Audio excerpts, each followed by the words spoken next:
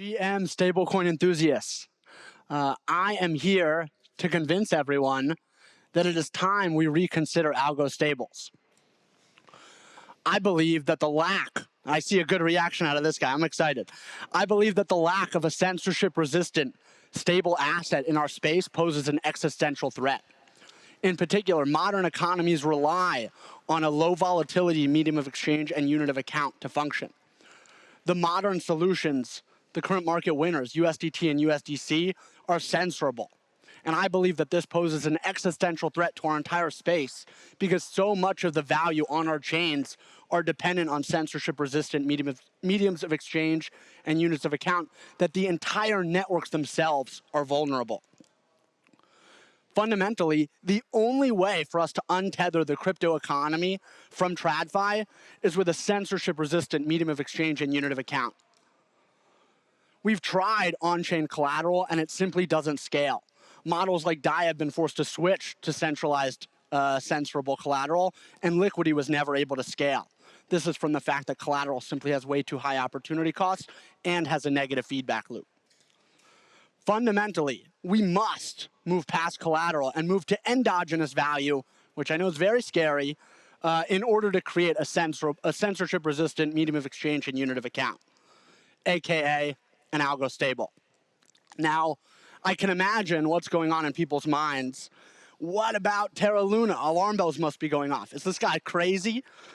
Maybe a little bit. But I believe that we must be brave in the face of this existential threat, and that the only way for us to move forward is not to throw the baby out with the bathwater and give up entirely, but instead to learn from their mistakes and move forward. So, I want to use the rest of my time to talk briefly about some of the existential problems with Terra, and then juxtapose them with some hope, some potential solutions to these problems. So Terra had a couple really big problems, but most importantly was that they chose equity as their source of endogenous value. And through the experimentation of Terra Luna, we learned that equity has no positive feedback loop, it doesn't scale, and there's no bank run protection.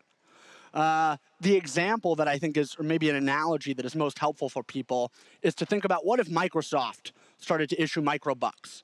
And Microsoft is a real business, a successful business, $3.5, $4 trillion market cap.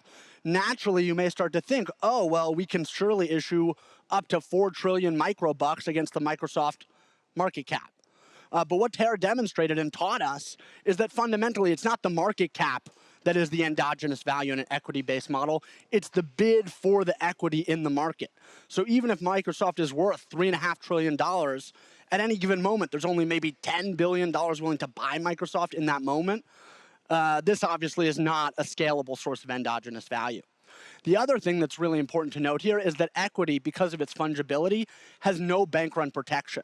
So if we go back to this Microsoft example and you think about, there are people right now that hold proudly Microsoft stock and could talk to you for hours about how great Microsoft is. I don't want to hear it, but they could tell you.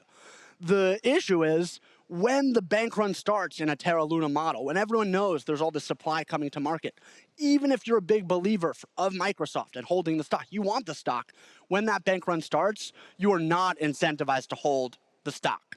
You are incentivized to participate in the bank run. So I think in this context, it's much more clear, no matter how good the equity is not a good source of endogenous value. When you combine the fact that Anchor subsidized the entire system to grow with totally inorganic yield, the result is quite obvious. Obviously, it's in post, so everyone knows it's obvious. But I think if we really think rigorously about how all these things work, we can move forward in a much more productive fashion. So, with these flaws in mind, I have sources for hope for everyone. The first is that we have discovered that credit is a scalable source of endogenous value with a positive feedback loop, which I'll talk about in a sec. Second, through our work on Beanstalk and Pinto, we have discovered that there are promising bank run minimization mechanisms that we can implement in the wild, and we have data to prove it. Third, one of the most interesting things is that the source of yield on the networks, there was a panel saying that yield is real. I disagree.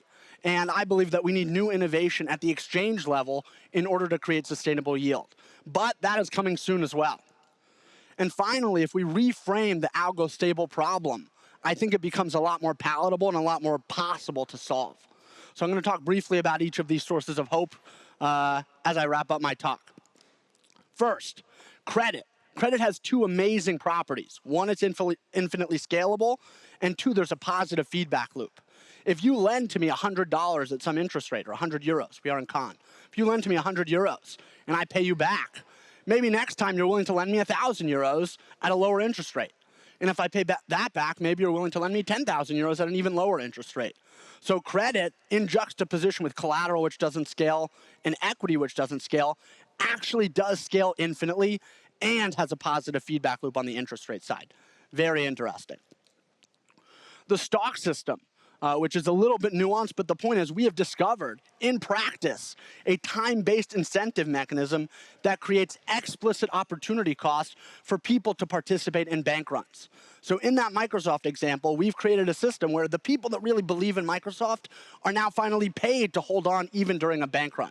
And we have promising data that this shows that in practice, this actually does minimize the bank runs, both the duration and the magnitude. Now, Nebula is a solution to a problem, which is that the stock system actually loses the fungibility of the ERC20 standard. And so we've been working now for 3 years to try to figure out how do we take this bank run prevention mechanism and plug it into DeFi. And our work there has been to design a new VM. It's been quite intense. But the time is now. This is coming to market soon.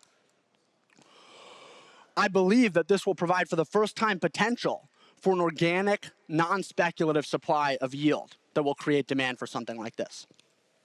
Okay, so I want to leave everyone with a reframing of the algo stable problem. Now, I believe, and we've seen it in practice with something like Terra Luna, that if you try to create a perfectly stable endogenous value, you will fail. It's not possible. I think about Bitcoin as a currency with a monetary policy that takes no position whatsoever on its value. In this framework, we can think of an algo stable as a currency with monetary policy that does care about its value, and in particular, cares about keeping its value as stable as possible.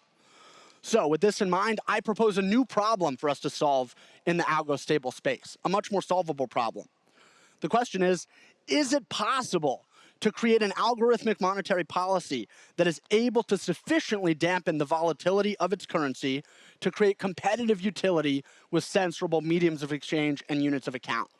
I think this is a much more solvable problem than can we create a perfectly stable endogenous value source.